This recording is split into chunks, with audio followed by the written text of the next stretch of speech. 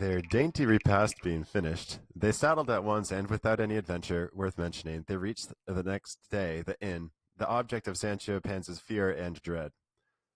But, though he would have rather not entered it, there was no help for it. The landlady, landlord, their daughter, and Mary Tornes, when they saw Don Quixote and Sancho come in, went out to welcome them with signs of hearty satisfaction, which Don Quixote received with dignity and gravity, and bade them make up a better bed for him than the last time, to which the landlady replied that if he paid better than he did last time, she would give him one fit for a prince.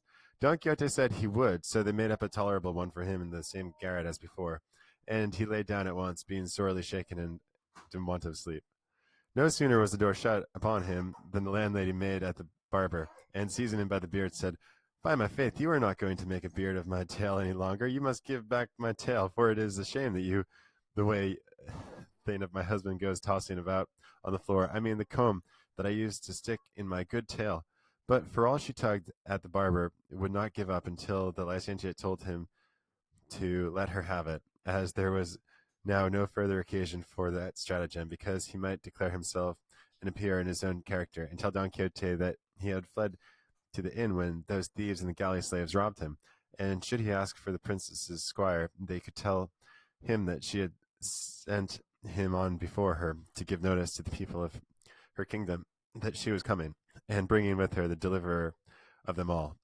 On this, the barber cheerfully restored the tail to the landlady, and at the same time they returned all of the accessories they had borrowed to effect Don Quixote's deliverance. All the people of the inn were struck with astonishment at the beauty of Dorothea, and even at the comely feature of the shepherd, Cardenio.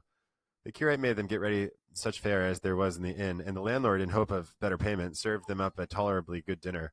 All this time Don Quixote was asleep, and they thought it was best not to waken him, as sleeping would now do him more good than eating.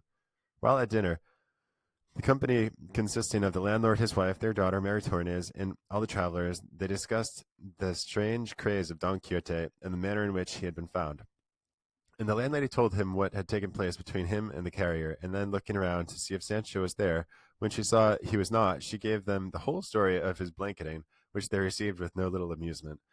But on the curate observing that it was the books of chivalry which Don Quixote had read that had turned his brain, the landlord said, "I cannot understand how that can be, for in truth, to my mind, there is no better reading in the world, and I have here 2 or 3 of them, with other writings that are the very life, not only of myself, but of plenty more. For when it is harvest time, the reapers flock here on holidays, and there is always one among them who can read and who takes up one of these books, and we gather around him, 30 or more of us, and stay listening to him with a delight that makes our gray hairs grow young again. At least I can say for myself that when I hear of what furious and terrible blows the knights deliver, I am seized with the longing to do the same, and I would like to be hearing about them night and day." "And just as much," said the landlady, "because I never have a quiet moment in my house except when you are listening to somebody reading, for when you are so taken up for that time being, you forget to scold." "That is true," said Mary Tones, "and in faith I relish hearing these things greatly too, for they are very pretty, especially when they describe some lady or another in the arms of her knight under the orange trees, and the duenna who is keeping watch for them, half dead with envy and fright. All this, I say, is as good as honey." "And what would you think, young lady?" said the curate, turning to the landlord's daughter.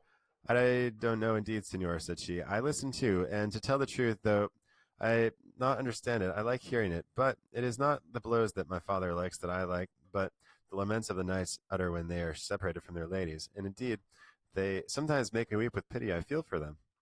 "When you would console them for it, if it was you, for they wept, young lady," said Dorothea. "I don't know what I should do," said the girl. "I only know that there are some of those ladies so cruel that they call their knights tigers and lions and 1,000 other foul names, and Jesus, I don't know what sort of folk they can be so unfeeling and heartless that rather than bestow a glance upon a worthy man, they leave him to die or go mad. I don't know what is the good of such prudery. If it is for honor's sake, why not marry them? That's all they want." "Hush, child," said the landlady. "It seems to me thou knowest a great deal about these things, so it is not fit for girls to know or talk so much." "As the gentleman asked me, I could not help answering him," said the girl. "Well, then," said the curate, "bring me these books, señor landlord, for I should like to see them." "With all my heart," said he, and going into his own room, he brought out an old valise secured with a little chain, on opening which the curate found in it 3 large books and some manuscripts written in a very good hand. The first that he opened he found to be Don Creongilio of Thrace, and the second Don Felix Marte of Husianta, and the other the history of the great Captain Gonzalo Hernandez de Cordova, with the life of Diego Garcia de Paredes. When the curate read the two first titles, he looked over at the barber and said, "We want my friend's housekeeper and niece here now." "Nay," said the barber, "I can do just as well to carry them to the yard or to the hearth, and there's very good fire there." "What, your worship would burn my books?" said the landlord. "Only these two," said the curate, "Don Quixote and Felix Amarte." "Are my books then heretics or phlegmatics that you want to burn them?" said the landlord. "Schismatics, you mean, friend," said the barber, "not phlegmatics." "That's it," said the landlord, "but if you want to burn any, let it be that about the great captain, that Diego Garcia, for I would rather have a child of mine burned than either of the other books." "Brother," said the curate, "those two books are made up of lies and are full of folly and nonsense. But this one, the great captain, is a true history and contains the deeds of Gonzago Hernandez de Cordova, who, by this many and great achievements, earned the title all over the world of the great captain, a famous and illustrious name, and deserved by him alone. And this Diego Garcia de Paredes was a distinguished knight of the city of Trujo of Estremadura, the most gallant soldier, and of such bodily strength that with one finger he stopped a mill wheel in full motion, and posed with a two-handed sword at the foot of a bridge. He kept off the whole of an immense army from passing over it, and achieved another such exploits that if, instead of his relating them himself with the modesty of a knight and of one writing his own history, some free and unbiased writer had recorded them, they would have thrown into the shade all the deeds of the Hectors, Achilles, and Rolands. "Tell that to my father," said the landlord. "There's a thing to be astonished at, stopping a mill wheel. By God, your worship should read what I have read of Felix Amarte of Husianta, how with one single backstroke he cleft 5 giants asunder through the middle as if they had been made of bean pods like little friars the children make. And another time he attacked a very great and powerful man, in which there were more than 1,600,000 soldiers, all armed from head to foot, and routed them all as if they had been flocks of sheep. And then what do you say of the good Cringolano of Thrace, that was so stout and bold, as may be seen in the book, where it is related that he was sailing along a river where it came up out of the midst of the water against him a fiery serpent, and he, as soon as he saw it, flung himself upon it and got astride of it with scaly shoulders and squeezed its throat with both hands with such a force that the serpent, finding he was throttling it, had nothing for it but to let itself sink to the bottom of the river, carrying with it the knight who would not let go this hold. And when they got down there, it found themselves among the palaces and gardens so pretty that it was a wonder to see. And then the serpent changed itself into an old ancient man, who told him such things as were never heard.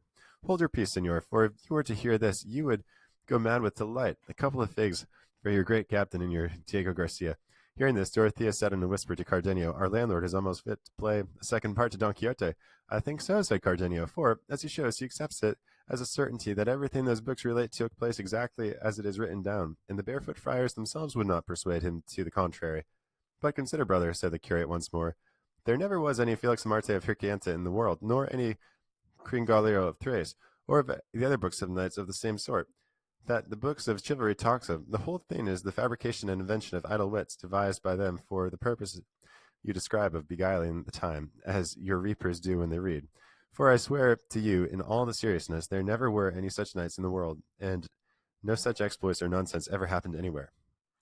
"Try that bone on another dog," said the landlord, "as if I did not know how many make 5, and where my shoe pinches me. Don't think to feed me with a pap. For God, I am no fool.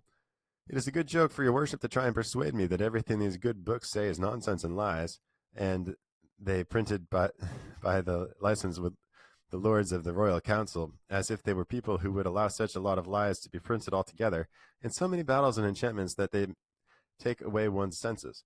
I have told you, friends," said the curate, "that this is done to divert our idle thoughts, and as in well-ordered states games of chess, fives, and billiards are allowed for the diversion of those who do not care, or are not obliged, or are unable to work, so books of this kind are allowed to be printed. On the supposition that, what indeed is the truth, there could be nobody so ignorant as to take any of them for true stories, and if there were permitted me now, and the present company desired it, I could say something about the quantities of books and chivalry should possess to be good ones. That would be to the advantage of, and even to the taste of some, but I hope that time will come when I can communicate my ideas to someone who may be able to mend matters.